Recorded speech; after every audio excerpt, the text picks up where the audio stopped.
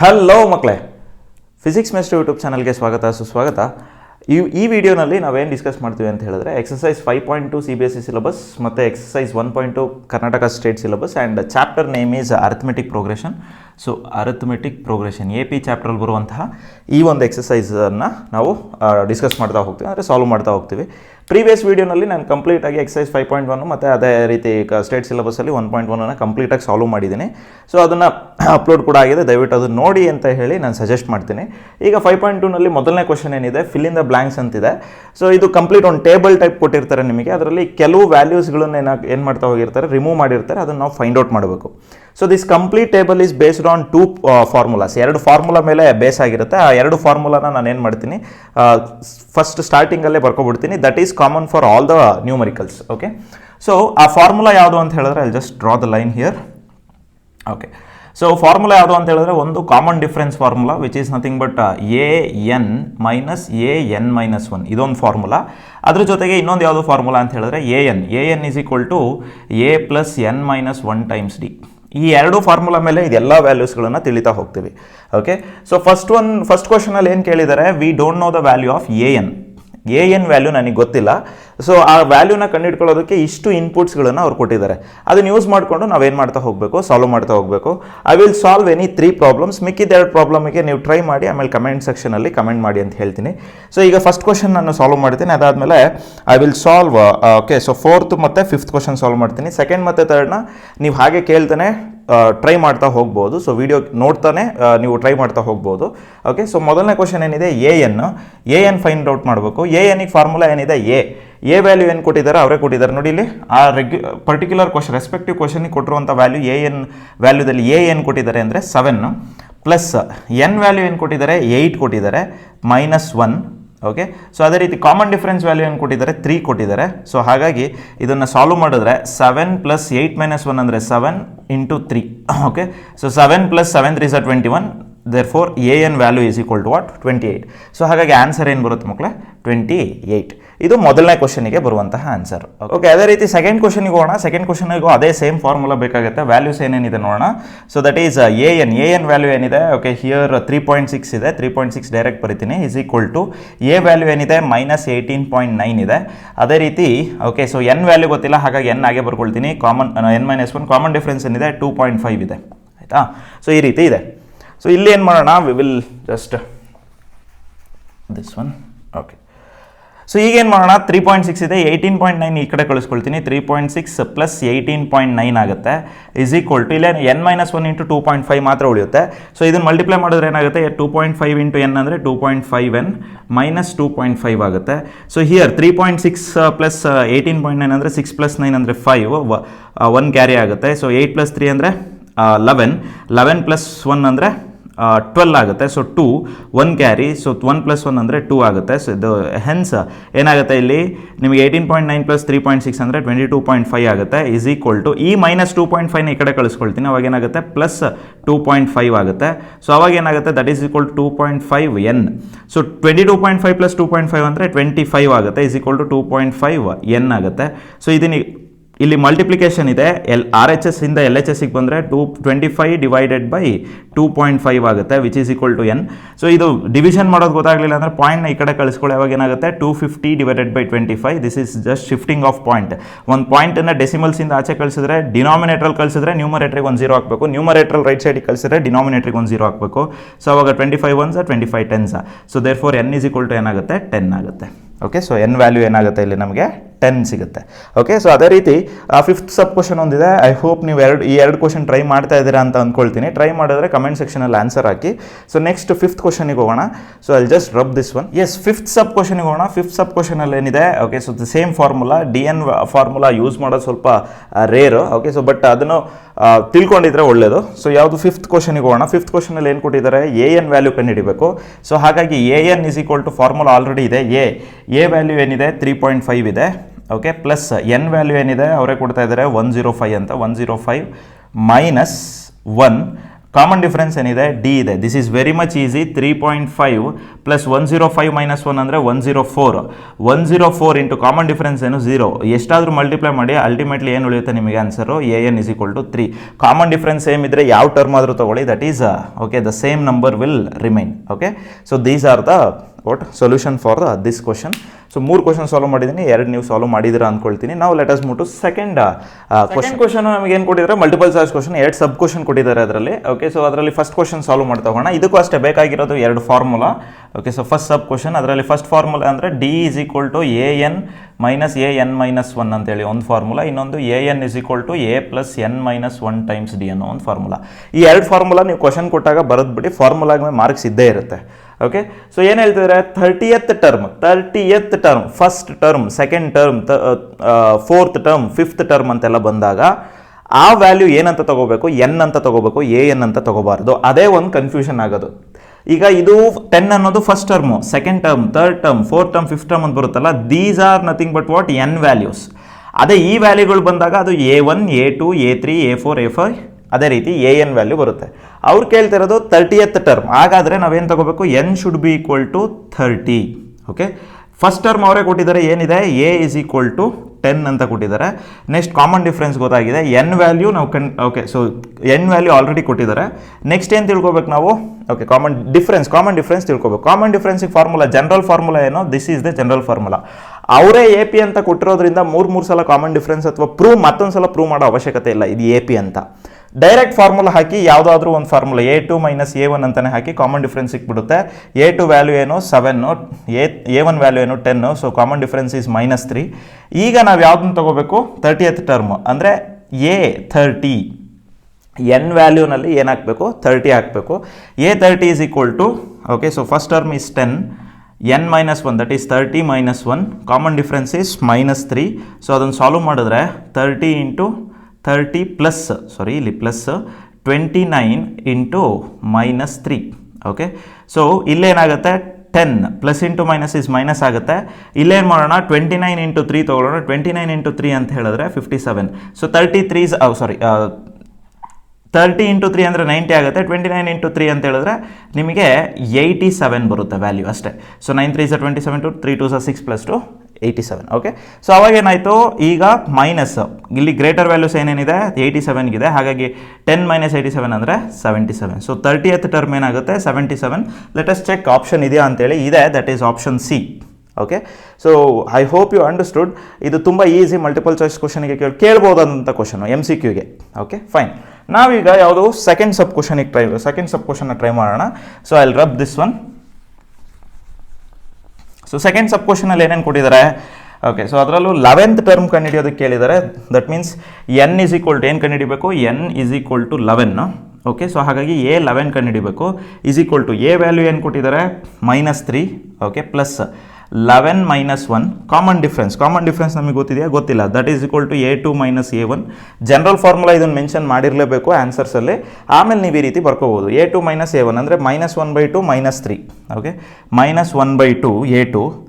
ಈ ಮೈನಸ್ನ ಇಲ್ಲಿ ಬರ್ಕೊಳ್ತೀನಿ. A1 value ಏನಿದೆ -3 ಇದೆ, ಅದನ್ನು ಬ್ರ್ಯಾಕೆಟಲ್ಲಿ ಬರ್ಕೊಳ್ತೀನಿ -3.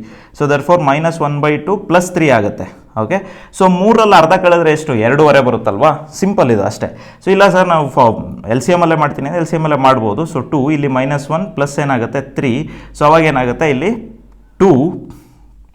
ಓಕೆ, ಸೊ 1 2 ಸ 2, ಇಲ್ಲಿ 6 ಬರುತ್ತೆ. ಓಕೆ, ಸೊ ಅವಾಗ ಏನಾಗುತ್ತೆ ಇಲ್ಲಿ 5 ಆಗುತ್ತೆ. 5/2 which is nothing but what 2.5. ನೋಡಿ 2.5. ಹೌದಾ, ಸೊ 5/2 ಅಂತನಾದ್ರು ಬರಿಬೋದು, ಇಲ್ಲ 2.5 ಅಂತನಾದರೂ ಬರ್ಕೋಬೋದು. Let us go with okay what 5/2 ಅನ್ನೋ ವ್ಯಾಲ್ಯೂನೇ ತಗೊಳ್ಳೋಣ. ಓಕೆ, ಸೊ ಅವಾಗ ಏನಾಗುತ್ತೆ -3 plus or minus 10 into 5/2. 2 1s 2 5s 5 5s 25. -3 plus 25 ಎಷ್ಟಾಗುತ್ತೆ, ಪ್ಲಸ್ 28 ಆಗುತ್ತೆ. So 11th term is what plus 28. And option ಏನಲ್ಲೇ ಇದೆ. ಸೊ ಹಾಗಾಗಿ that is the correct answer. ನೀವಿಲ್ಲಿ 5/2 ತೊಗೋಬೋದಾ, 2.5 ಯಾವುದಾದ್ರೂ ವ್ಯಾಲ್ಯೂ ತೊಗೊಳ್ಳಿ, ಮಲ್ಟಿಪ್ಲಿಕೇಶನ್ ಮಾಡೋಕೆ ಗೊತ್ತಿರಬೇಕಷ್ಟೇ. Clear? S, I hope you understood. So ಇದು ಸೆಕೆಂಡ್ ಕ್ವಶನ್ ಆಗಿರುತ್ತೆ. ನಾವು let us move to the third question. Yes, ಮೂರನೇ ಕ್ವಶನಲ್ಲಿ ಏನು ಹೇಳ್ತಿದ್ದಾರೆ ಅಂದರೆ, ಈಗ ಒಂದು ಬಾಕ್ಸಸ್ ಕೊಟ್ಟಿದ್ದಾರೆ, ಟರ್ಮ್ನ ಮಿಸ್ ಮಾಡಿಬಿಟ್ಟಿದ್ದಾರೆ, ಅದನ್ನು ನಾವು ಕಂಡುಹಿಡಿತಾ ಹೋಗಬೇಕು. ಅವರೇ ಹೇಳ್ಬಿಟ್ಟಿದ್ದಾರೆ ಎಲ್ಲವೂ AP ಅಂತೇಳಿ. ಸೊ ಹಾಗಾಗಿ ಯಾವುದಾದ್ರೂ ಕಾಮನ್ ಡಿಫ್ರೆನ್ಸ್ ಒಂದು ಕಡೆ ತಿಳ್ಕೊಂಡ್ರೆ ಅದು that will B the same through out the progression ಅಂತ ನಮಗೆ ಗೊತ್ತಿರುತ್ತೆ. ಸೊ ಈಗ ಮೊದಲನೇ ಕ್ವಶನ್ ಟ್ರೈ ಮಾಡೋಣ. ಓಕೆ, ಸೊ ಎರಡು ಫಾರ್ಮುಲಾ ಸೇಮ್ ಕಾಮನ್ ಡಿಫ್ರೆನ್ಸು ಮತ್ತು ಎನ್ ಫಾರ್ಮುಲಾನ ಅಪ್ಲೈ ಮಾಡಿ ತಗೊಳ್ಳೋದು. ಈ ಒಂದು ಪ್ರೋಗ್ರೆಷನಲ್ಲಿ ಇರೋದೇ 3 ಟರ್ಮು. ಹಾಗಿದ್ರೆ n = ಏನು? n = 3. ಲಾಸ್ಟ್ ಟರ್ಮ್ ಅಂದರೆ ಏನು? ಎನ್ ಅಲ್ಲಿ ಡಿಫೈನ್ ಮಾಡ್ತೀವಿ. ಎನ್ = 26. n = 3 ಆದರೆ A3 = 26 ಅಲ್ವಾ?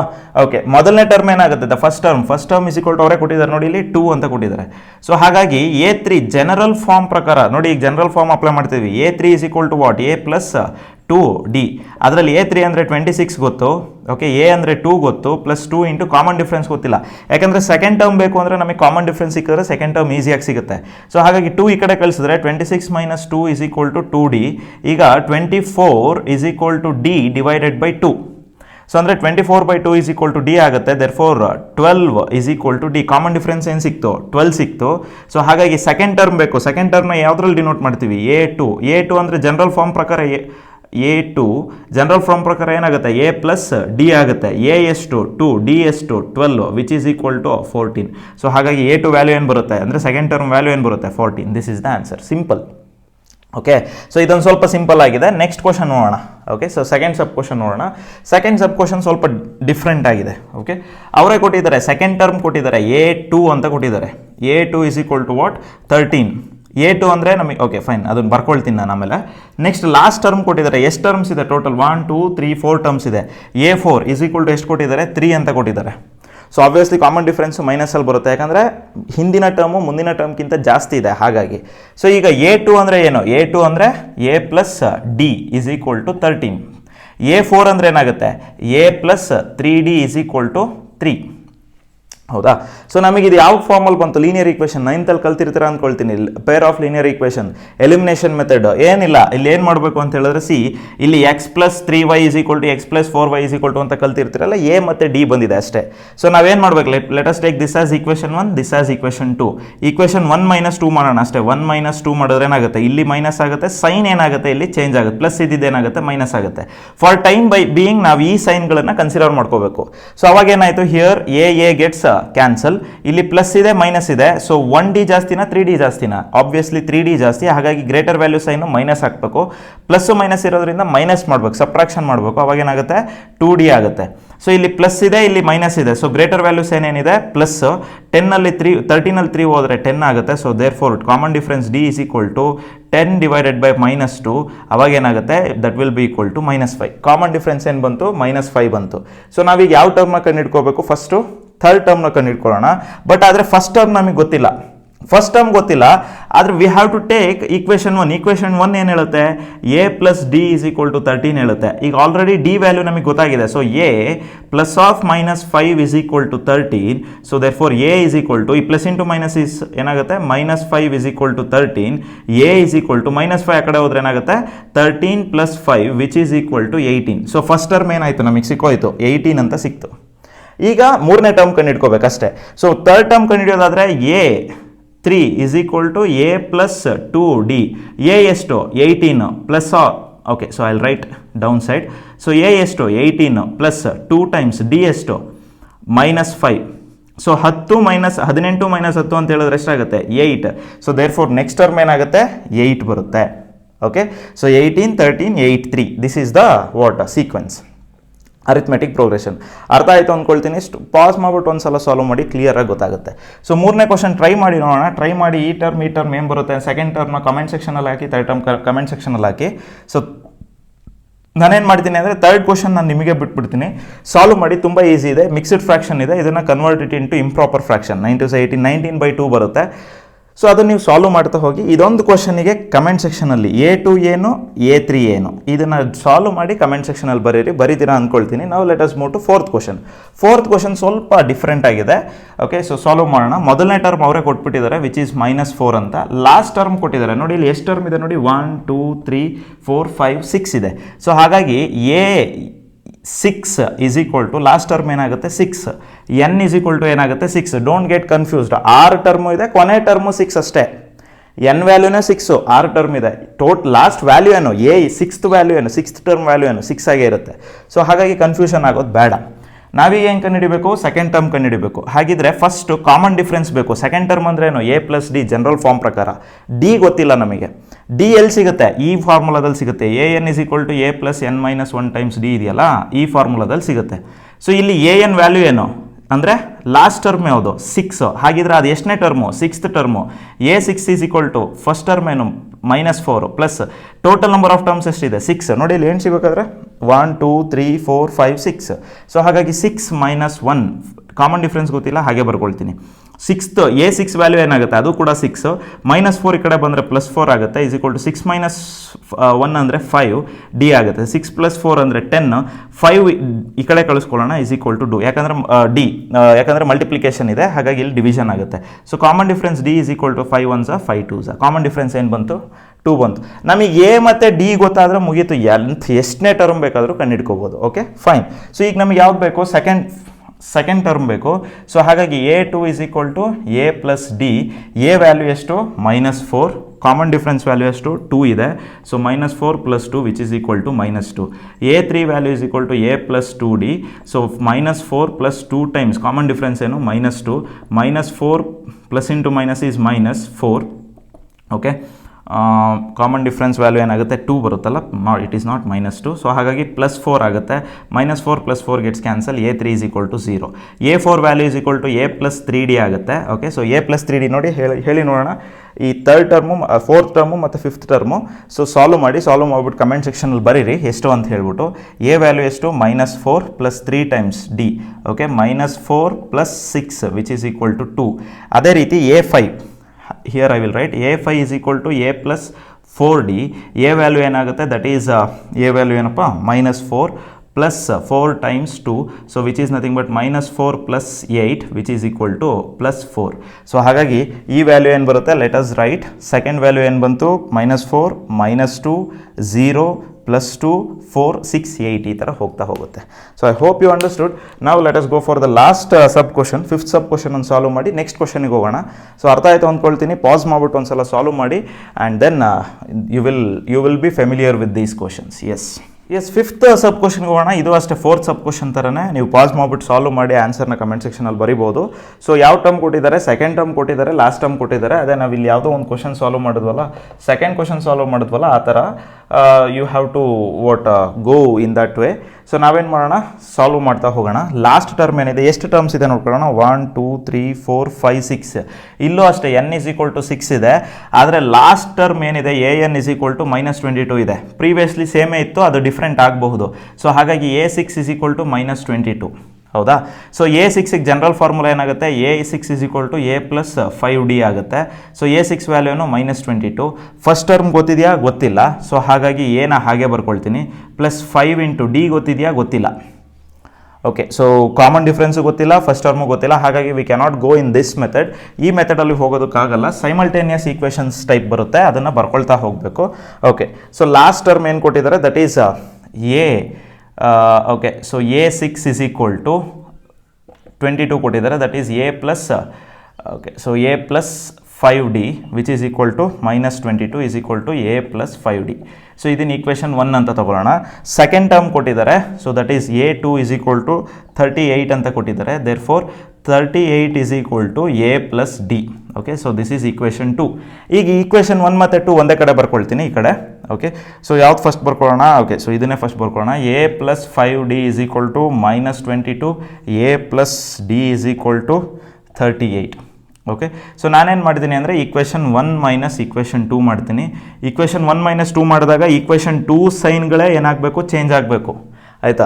ಸೊ ಈಕ್ವೇಷನ್ 1 ಸೈನ್ ಚೇಂಜ್ ಮಾಡಿದ್ರು ರಾಂಗ್ ಆಗಿಬಿಡುತ್ತೆ ಹೋಲ್ ಆನ್ಸರು. ಸೊ ಇದೇನಾಗುತ್ತೆ, ಕ್ಯಾನ್ಸಲ್ ಆಗುತ್ತೆ. ಸೊ ಇಲ್ಲಿ ಪ್ಲಸ್ಸು ಮೈನಸ್ ಇದೆ. ಗ್ರೇಟರ್ ವ್ಯಾಲ್ಯೂ ಯಾವುದು, 5dನ 1dನ. 5d is the greater value.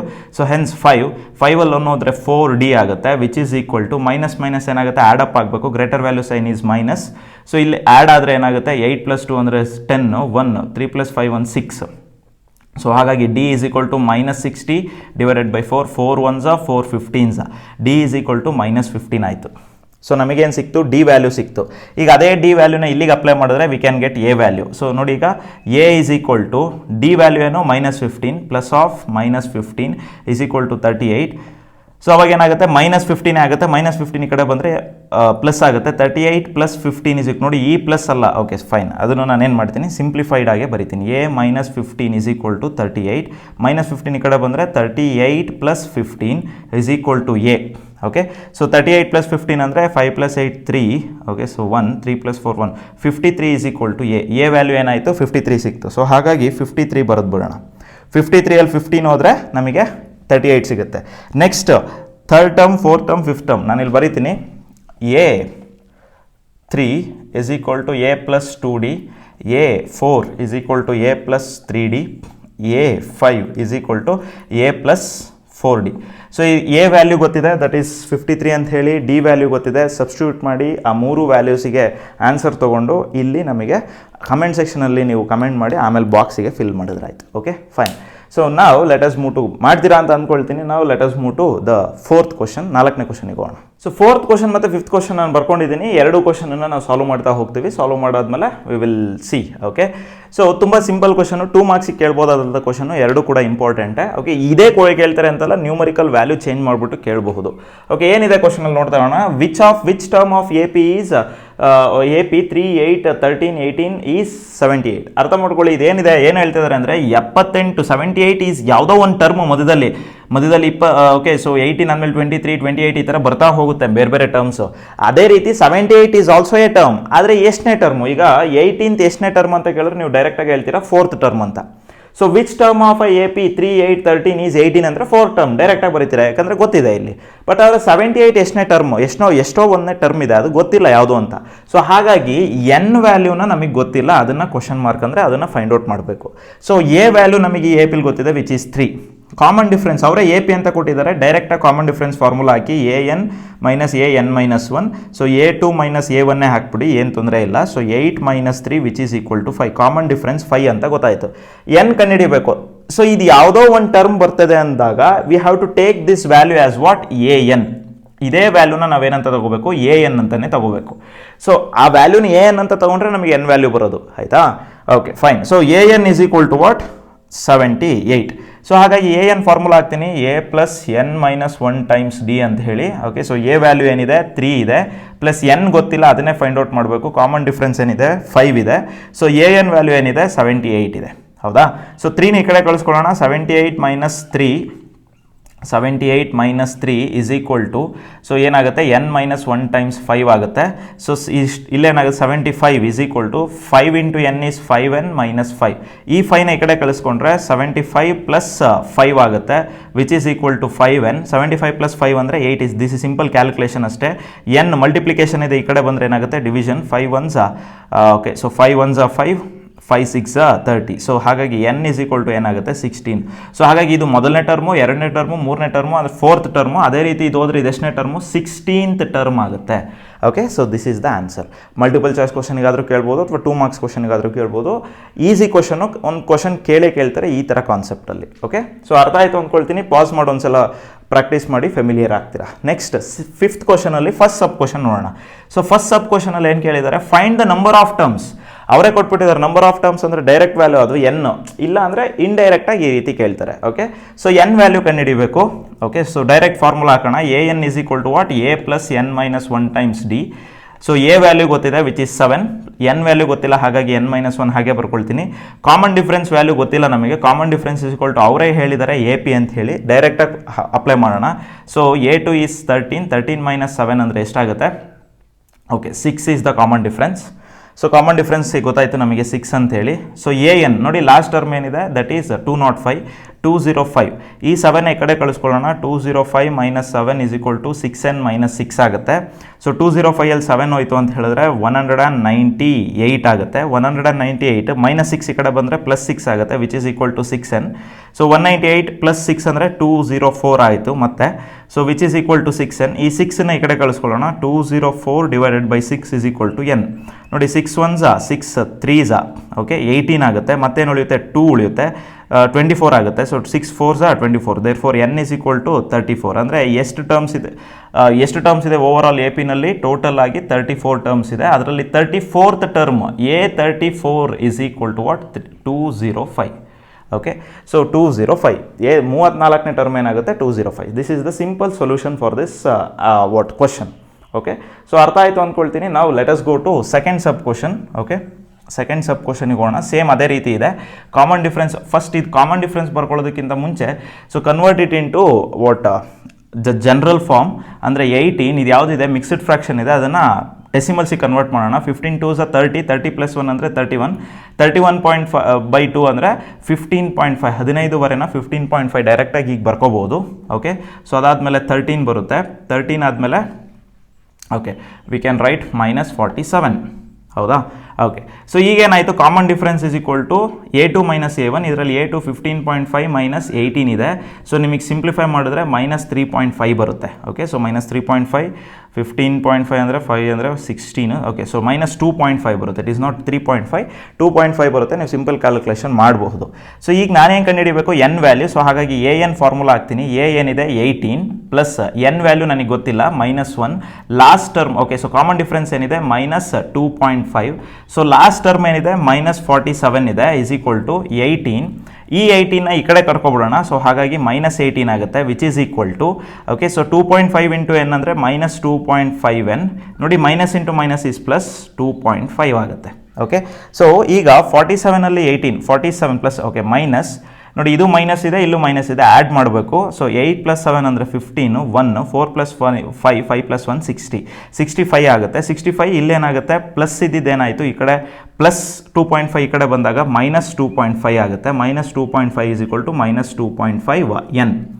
So 65ಅಲ್ಲಿ 2.5 ಹೋಯಿತು ಅಂತ ಹೇಳಿದ್ರೆ ಮೈನಸ್ ಓಕೆ ಆ್ಯಡ್ ಮಾಡಬೇಕಲ್ವಾ. ಓಕೆ, ಮೈನಸ್ ಅಡಿಷನ್ ಆಗುತ್ತೆ. Greater value sign is minus. 65 + 2.5 ಅಂದರೆ 67.5 is equal to 2.5n.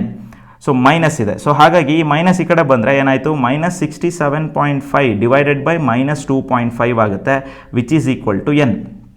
Okay, so ಇಲ್ಲಿ ಸಿಂಪ್ಲಿಫೈ ಮಾಡ್ತಾ ಹೋಗೋಣ. ಸಿ ಪಾಯಿಂಟ್ನ ಓಕೆ, ಸೊ ಪಾಯಿಂಟ್ ನೋಡಿ ಒಂದೊಂದೇ ಡಿಜಿಟಿಂದ ಪಾಯಿಂಟ್ ಈಚೆ ಇದ್ದರೆ ಈ ಪಾಯಿಂಟ್ನ ಈ ಕಡೆ ಶಿಫ್ಟ್ ಮಾಡ್ತೀನಿ, ಈ ಪಾಯಿಂಟ್ನ ಈ ಕಡೆ ಶಿಫ್ಟ್ ಮಾಡ್ತೀನಿ. ಅವಾಗ ಏನಾಗುತ್ತೆ, therefore n is equal to C minus minus cancel ಆಗುತ್ತೆ. ಈ ಪಾಯಿಂಟ್ ಈ ಕಡೆ ಶಿಫ್ಟ್ ಮಾಡಿದ್ರೆ 6750 ಆಯಿತು.